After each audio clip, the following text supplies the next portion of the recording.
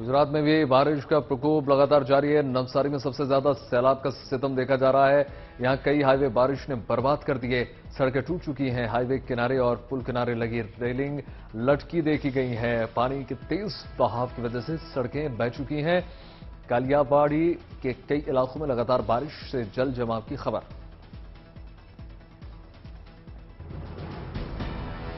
नवसारी के ही जलालपुर इलाके में लगातार बारिश से रिहायशी इलाकों में बाढ़ जैसे हालात पैदा हो चुके हैं। सड़क पर कमर तक पानी भर चुका है। लोग रस्सी के सहारे मुश्किल रास्तों को पार कर रहे हैं। यहां पूर्णा नदी का रौद्र रूप अब देखा जा रहा है। निचले इलाकों में सैलाब घरों का रुख कर चुका है। अब तक 6,000 से ज्यादा लोगों का रेस्क्यू किया गया। गुजरात के वलसाड और औरंगा नदी में भारी बारिश से जलस्तर बढ़ चुका है, जिससे नदी के आसपास के इलाकों में पानी भरने लगा है। नदी पर बने पुल के ऊपर भी पानी ने कब्जा जमा लिया। इसलिए प्रशासन ने पुल के रास्ते बैरिकेडिंग लगाकर बंद कर दिया। यही नहीं, आपको बता दें, जल की चपेट में आए लोगों को एनडीआरएफ की टीमों ने बचाया। आणंद जिले में बाढ़ की विनाशकाली तस्वीरें लगातार देखने को मिल रही है। बारिश के बाद पानी ने नदियों और सड़कों के बीच का फर्क ही खत्म कर दिया है। बोरसद इलाके में समंदर की तरह हालात दिख रहे हैं। यहां कुछ स्कूल के बच्चे सैलाब के बीच फंस गए। हालांकि यह गनीमत यह रही कि रस्सी के जरिए सभी बच्चों को रेस्क्यू किया जा गया। और आणंद के गाजुड़ा गांव में कई तालाब ओवरफ्लो होने से घरों में बरसाती पानी घुस चुका है, जिससे लोग बहुत परेशान। तापी में दोसवाड़ा डैम ओवरफ्लो हो चुका है। डैम लबालब होने से मिंडोला नदी में पानी लगातार बढ़ता ही चला जा रहा है। रामजी मंदिर के सामने से गुजरने वाली नदी पर बना पुल भी लोगों के लिए आवाजाही के लिए बंद कर दिया गया है। नर्मदा जिले में भी बारिश ने जमकर तबाही मचाई हुई है। केले की खेती करने वाले किसानों के लिए बारिश मुसीबत का सबब बनी हुई है। अब तक किसानों का करोड़ों का नुकसान हो चुका है। लगातार बारिश के बीच 13 बांधों को हाई अलर्ट पर और 8 को अलर्ट पर रख दिया गया है। इसी बीच गांधीनगर में मुख्यमंत्री भूपेंद्र पटेल बाढ़ पर काबू पाने के लिए अधिकारियों को निर्देश देते हुए दिखाई दे रहे हैं।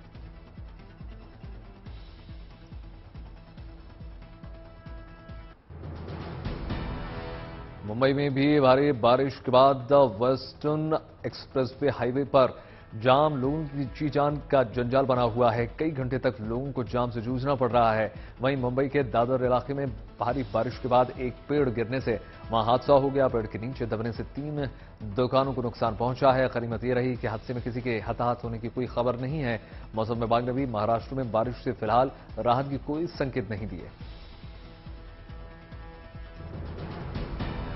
महाराष्ट्र के ठाणे में भी लगातार बारिश से जिंदगी अस्त व्यस्त नजर आती है। अंबरनाथ इलाके में प्राचीन शिव मंदिर में पानी भर गया, जैसे पूरा शिवलिंग डूब गया। यह मंदिर 960 साल पुराना बताया जाता है। स्थानीय लोगों के मुताबिक यहां इतनी बारिश हुई जितनी कई सालों में नहीं हुई।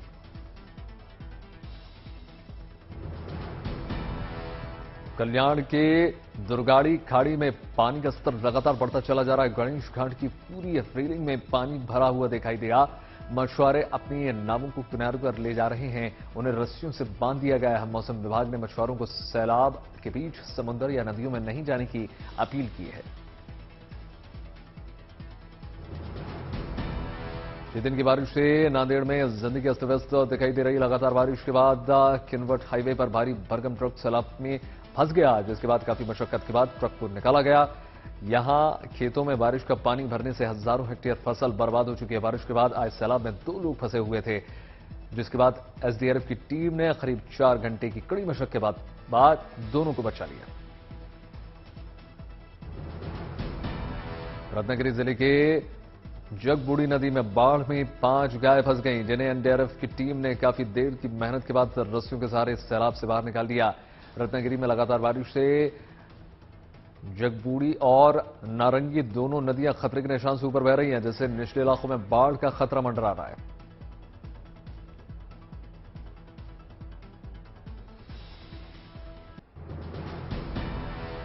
महाराष्ट्र के चंद्रपुर इलाके में मध्य प्रदेश से हैदराबाद जा रही एक बस बाढ़ में अचानक चपेट में आ गई। बस ड्राइवर को यकीन था कि वो सैलाब को चीरते हुए निकाल जाएगा, लेकिन ऐसा हुआ नहीं। जैसे 35 यात्रियों की जान पर बनाई गनीमत ये रही कि समय रहते पुलिस ने रस्सी के सहारे सभी मुसाफिरों का रेस्क्यू कर लिया। चंद्रपुर में पिछले 5 दिनों से हो रही बारिश ने लोगों का जीना दूभर कर रखा है। वर्धा नदी पर बने पुल के ऊपर तक पानी पहुंच चुका है, जिसकी वजह से आवाजाही प्रभावित हो रही है। महाराष्ट्र के भंडारा में 15 लोग अचानक पानी का स्तर बढ़ जाने की वजह से एक मंदिर में फंस गए थे और कई घंटों से किसी मदद का इंतजार कर रहे थे। तब एसडीआरएफ की टीम ने उन्हें आज सुबह सकुशल निकाल दिया। तब जाकर मुश्किल में फंसे लोगों ने राहत की सांस ली।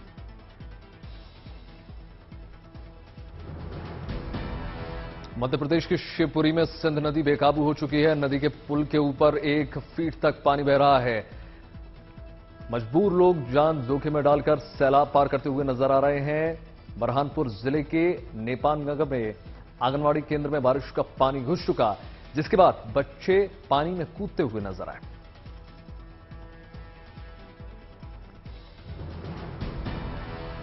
उत्तराखंड में भी बारिश के बाद कई इलाकों में लैंडस्लाइड की तस्वीरें सामने आ रही हैं और कई जगह भूस्खलन का खतरा लगातार मंडरा रहा है। कर्णप्रयाग इलाके में कई सड़कें अलकनंदा नदी में उफान के चलते बर्बाद हो चुकी हैं, जिससे चारधाम यात्रा पर आए श्रद्धालुओं को भी खासी दिक्कतों का सामना करना पड़ रहा है। बद्रीनाथ के आसपास भी बारिश के बाद लैंडस्लाइड से चारधाम यात्रा रूट पर लैंडस्लाइड से आवाजाही प्रभावित हो रही है। रुद्रप्रयाग और पौड़ी बॉर्डर पर बारिश ने जमकर तबाही मचाई है। यहां करीब 80 मीटर सड़क पूरी तरीके से नेस्तनाबूद हो चुकी है।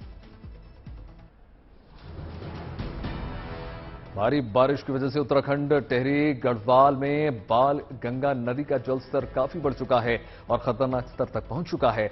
नदी में बढ़ते जलस्तर की वजह से प्रशासन ने नदी के आसपास के इलाकों में रहने वाले लोगों को सतर्क रहने की अपील की।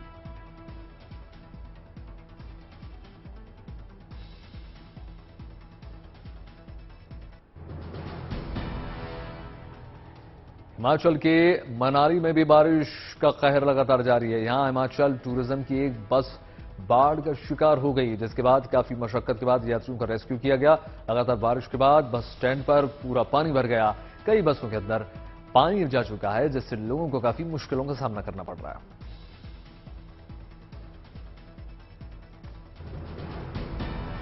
भगवान शिव की उपासना के लिए सर्वोच्च सावन का महीना आज से शुरू हो चुका है। सावन का महीना 12 अगस्त तक जारी रहेगा। ये नहीं, आज से कांवड़ यात्रा भी शुरू हो चुकी है। मंदिरों की रौनक बढ़ चुकी है। सुबह से ही श्रद्धालु भगवान शिव के दर्शन करने के लिए पहुंच रहे हैं।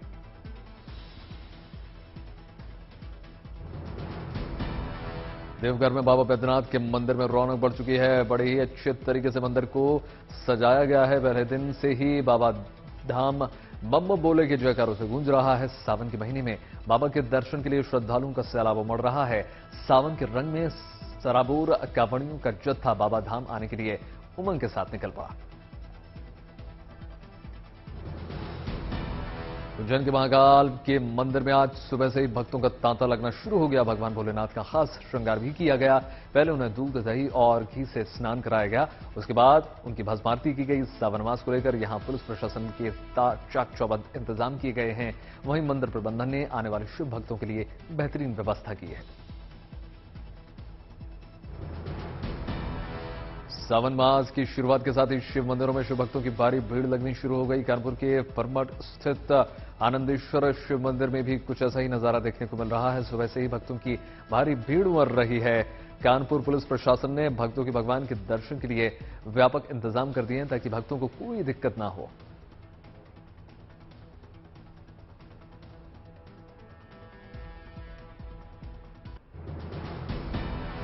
देश के दूसरे हिस्सों के साथ राजधानी दिल्ली में भी सावन को लेकर भक्तों का उत्साह चरम पर पहुंच चुका है। यहां भी सुबह से ही शिव मंदिरों में खासी भीड़ देखने को मिल रही है। छतरपुर में मौजूद अद्य कात्यायनी शक्तिपीठ मंदिर में बड़ी संख्या में श्रद्धालु पहुंच रहे हैं और भगवान भोलेनाथ की पूजा अर्चना करते हुए नजर आ रहे हैं। गुरु गोरक्षनाथ की नगरी कहे जाने वाले गोरखनाथ में भी शिव भक्तों का उत्साह देखने को ही मिल रहा है। यहां के अलग अलग शिव मंदिरों में भोलेनाथ को जल चढ़ाने के लिए भारी भक्तों की भीड़ लगी हुई है। मुख्यमंत्री योगी आदित्यनाथ का शहर होने की वजह से यहां सुरक्षा के चाक चौबंद इंतजाम किए गए हैं। शहर के मंदिरों के साथ गोरखनाथ मंदिर में भी श्रद्धालुओं की भीड़ देखने को मिल रही है। हर कोई अपनी मुरादों को लेकर भगवान शिव को जलाभिषेक कर रहा है। सावन में कांवड़ियों के लिए मुरादाबाद रेलवे ने कई खास इंतजाम किए हैं। मुरादाबाद रेलवे ने कांवड़ यात्रियों के लिए 10 से 12 ट्रेनों में एक्स्ट्रा कोचेस जोड़ने की बात कह दी जा रही है। ट्रेन में बढ़ती भीड़ को देखते हुए कांवड़ यात्रियों के लिए इंतजाम किए गए। 16 रेलगाड़ियों को रायवाला मोतीचूर स्टेशनों पर ठहराव प्रदान किया गया। ऋषिकेश, हरिद्वार और बरेली स्टेशन पर अतिरिक्त रेलगाड़ियों की व्यवस्था की गई। वाराणसी के सारनाथ में धर्मचक्र प्रवर्तन दिवस के रूप में मनाया गया समारोह में शामिल होने वाले मेहमानों में उत्तर प्रदेश की राज्यपाल आनंदीबेन पटेल और विदेश राज्य मंत्री मीनाक्षी लेखी भी मौजूद रहीं। अंतर्राष्ट्रीय बौद्ध संघ ने सारनाथ के मूलगंध कुटी विहार में कार्यक्रम को आयोजित किया, जहां शाक्यमुनि का पवित्र अवशेष विराजमान है। इस मौके पर सभागार बुद्धम शरणम गच्छामि से गूंज उठा। रबारा के अगरतला में 7 दिन तक चलने वाली खर्ची पूजा का समापन हो चुका है। समापन के दिन बड़ी संख्या में श्रद्धालु पहुंचे। खर्ची पूजा में 14 पंडित देवी देवताओं को मंदिर से सदरा नदी में स्नान कराने के लिए लाते हैं। खर्ची पूजा में मुख्य रूप से पृथ्वी, अबाधी, गंगा, अग्नि, कामदेव और हिमाद्री की पूजा होती है।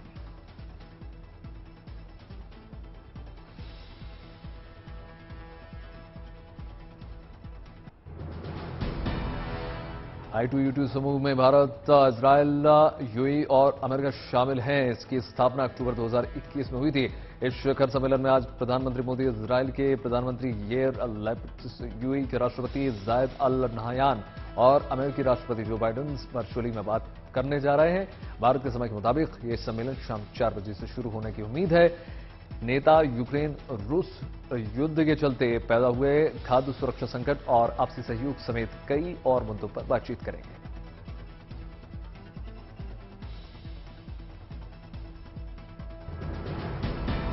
दिल्ली में कांग्रेस ने आज प्रदेश कांग्रेस कमेटी अध्यक्षों के साथ सभी प्रभारी महासचिव और राज्य प्रभारी की बैठक बुलाई।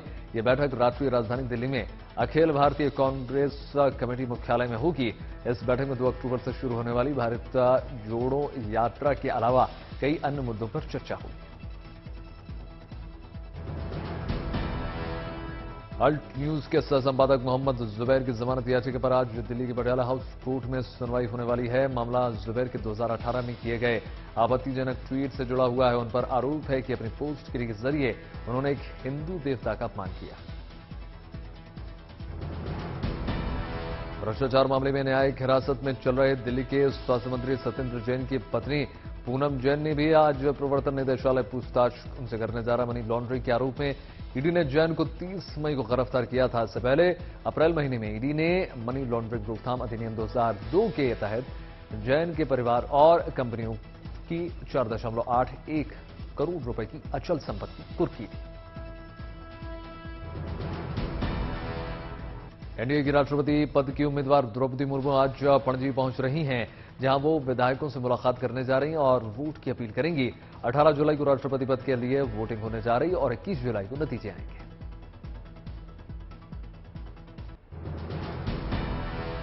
जनसंख्या नियंत्रण पर आरएसएस प्रमुख मोहन भागवत ने बड़ा बयान जारी कर दिया। उन्होंने कहा कि खाना खाना और सिर्फ आबादी बढ़ाना जानवरों का काम है, इंसान का काम दूसरों की रक्षा करना है। कोरोना के खिलाफ लड़ाई में सरकार ने एक बड़ी पहल कर दी है। 18 साल से ज्यादा की उम्र के लोगों को फ्री बूस्टर डोज 15 जुलाई से लगाई जाएगी। इससे पहले सरकार ने बूस्टर डोज और दूसरे डोज के बीच की समय सीमा को 9 महीने के घटाकर 6 महीने कर दिया था। मुंबई में अब लोकल ट्रेन की यात्रा और भी आसान होने जा रही है। अब एक्सप्रेस ट्रेन की तरह मुंबई लोकल ट्रेन का भी यात्री लाइव लोकेशन देख सकते हैं। सेंट्रल रेलवे मुंबई के लोकल ट्रेन में यह सुविधा उपलब्ध कराने जा रही है। सेंट्रल रेलवे ने यात्री ऐप को लॉन्च किया है।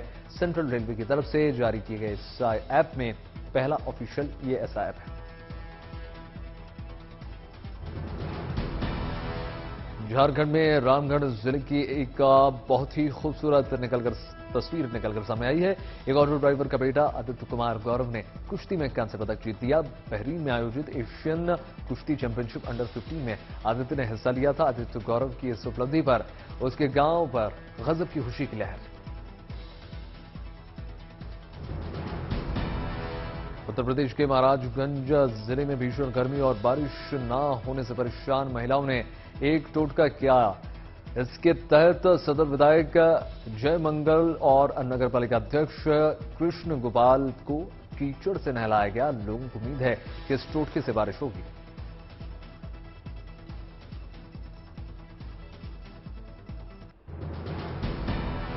यह टिर्की ने अपने जुनून से एक नई शुरुआत की है और आदिवासी समाज के लिए मिसाल भी बन गई है। झारखंड की रिया पहली आदिवासी लड़की हैं जो फैशन की दुनिया में नाम कमा रही हैं।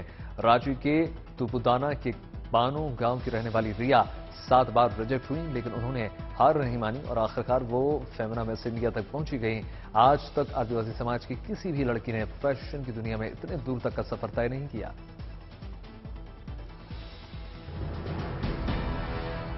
आईटी कानपुर से मैकेनिकल इंजीनियरिंग करने वाले संजय ने देश के पहले नेचुरल एयर प्यूरिफायर बनाने का दावा कर दिया है। दावा यह है कि natural air purifier zero carbon footprint के साथ 500 पौधों के बराबर हवा शुद्ध करने की क्षमता रखता है, जिसके लिए ब्रीदिंग रूट टेक्नोलॉजी का इस्तेमाल किया गया।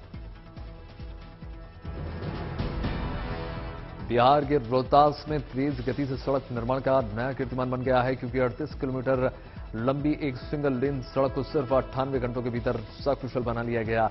भारतमाला प्रोजेक्ट के तहत रोहतास के कोचस से कैमूर जिला के मोहनिया तक का ये सड़क बनाई गई और इसके लिए युद्ध स्तर पर काम किया गया। खूब यह है कि निर्माण में आधुनिक तकनीक का इस्तेमाल किया गया है। वैसे भारत में 105 घंटे में 75 किलोमीटर सड़क बनाने का विश्व रिकॉर्ड भी है।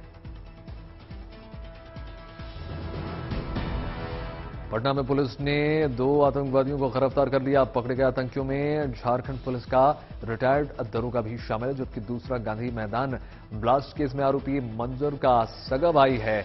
दोनों के पास से पीएफआई के जुड़े होने का सबूत दर्ज किया जा रहा है। 2047 तक भारत को इस्लामिक राष्ट्र बनाने की योजना थी।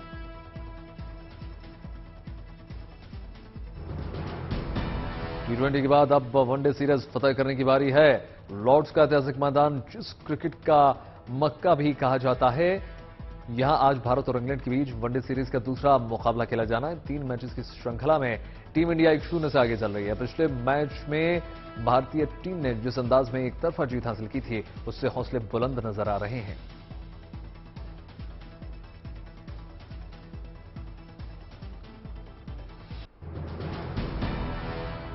केंद्र सरकार पिछले कुछ समय से आईडीबीआई बैंक के निजीकरण पर तेजी से विचार कर रही है। सूत्रों के हवाले से यह खबर निकलकर सामने आ रही है। वित्त मंत्रालय आज इसी मुद्दे पर रिजर्व बैंक ऑफ इंडिया के साथ बैठक करने जा रहा है। बैंक ने सरकार की 45.48% हिस्सेदारी।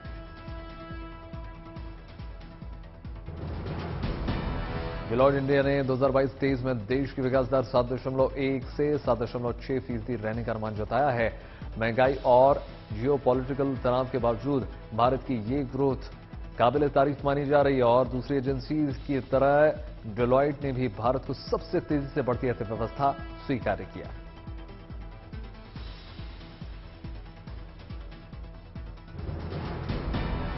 दुनिया में अगले साल मंदी की आशंका गहराने से सबसे बड़ी टेक कंपनियों में इसका डर देखने लगा है। मेटा के बाद गूगल ने हायरिंग में कमी करने का फैसला कर दिया। अल्फाबेट के सीईओ सुंदर पिचाई ने कहा है कि कंपनी भर्तियों की रफ्तार कम करेगी।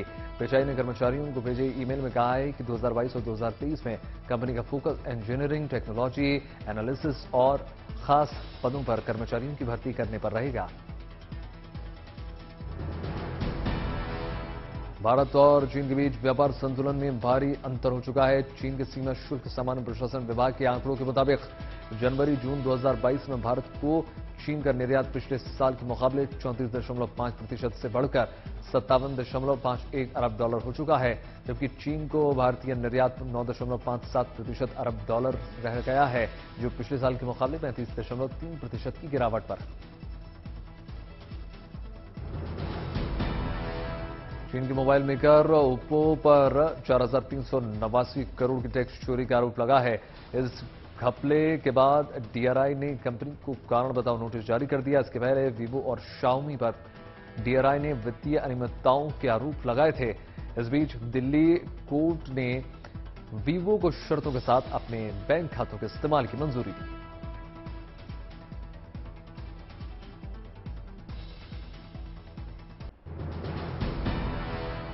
श्रीलंका में मौजूदा सरकार के हुक्मरानों के खिलाफ जनता का जबरदस्त गुस्सा थमने का नाम नहीं ले रहा। प्रधानमंत्री के दफ्तर पर प्रदर्शनकारी जमे हुए हैं। लाख कोशिशों के बावजूद जनता प्रधानमंत्री हाउस से कब्जा खाली करने को तैयार नहीं है। जनता ने प्रधानमंत्री हाउस में ही जश्न मनाया और गीत संगीत की महफिल सजाई। हालांकि संसद भवन के भीतर प्रदर्शनकारी नहीं घुस पाए। राजपक्षे के देश छोड़ने के बाद प्रदर्शनकारियों का गुस्सा और भड़क चुका है।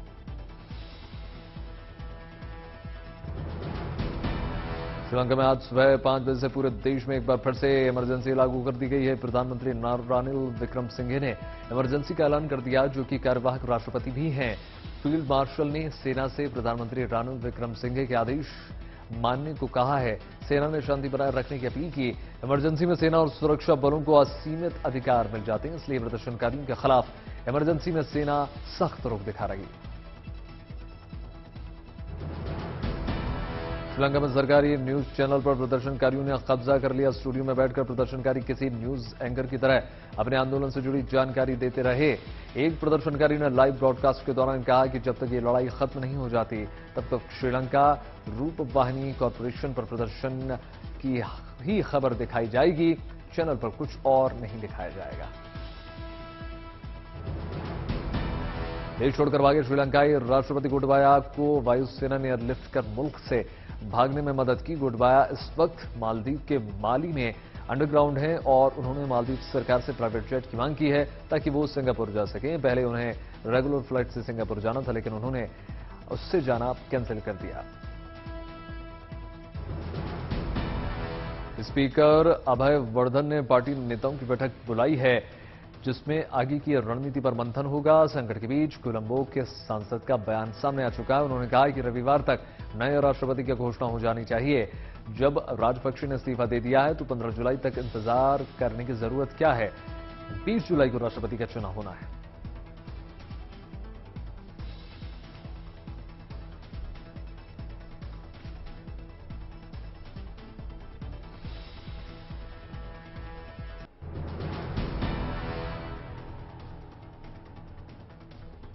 भारतीय मूल के ऋषि सुनक ब्रिटेन के प्रधानमंत्री पद की दौड़ में सबसे आगे बने हुए हैं। कंजर्वेटिव पार्टी में एलिमिनेशन राउंड की वोटिंग में ऋषि सुनक को 25% वोट मिले। दूसरे नंबर पर पेनी रही। नेता चुने जाने की 3 स्तर हैं: नॉमिनेशन, एलिमिनेशन और फाइनल सिलेक्शन।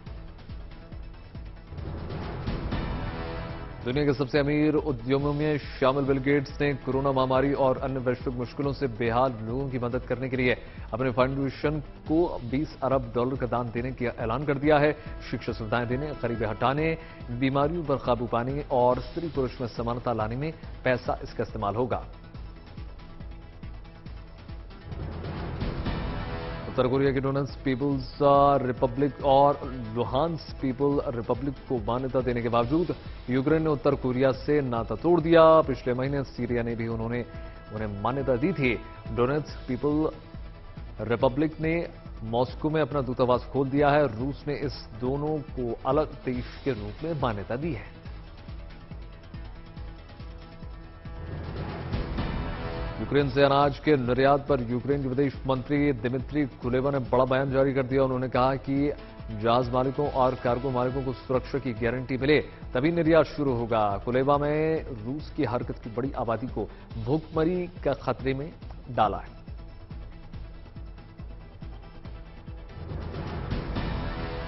ईरान ने मशहूर फिल्मकार जफर पनाही को गिरफ्तार कर लिया है। बता दें कि एक हफ्ते के अंदर 3 ईरानी फिल्मकारों को पुलिस ने जेल में भर दिया। उसी सिलसिले में अपने साथी फिल्मकारों की हुई जेल की जानकारी लेने पहुंचे थे पनाही। उसी वक्त उन्हें भी हिरासत में ले लिया गया। इस गिरफ्तारी के बाद कान फिल्म फेस्टिवल ने ईरानी सरकार के इस फैसले की निंदा की।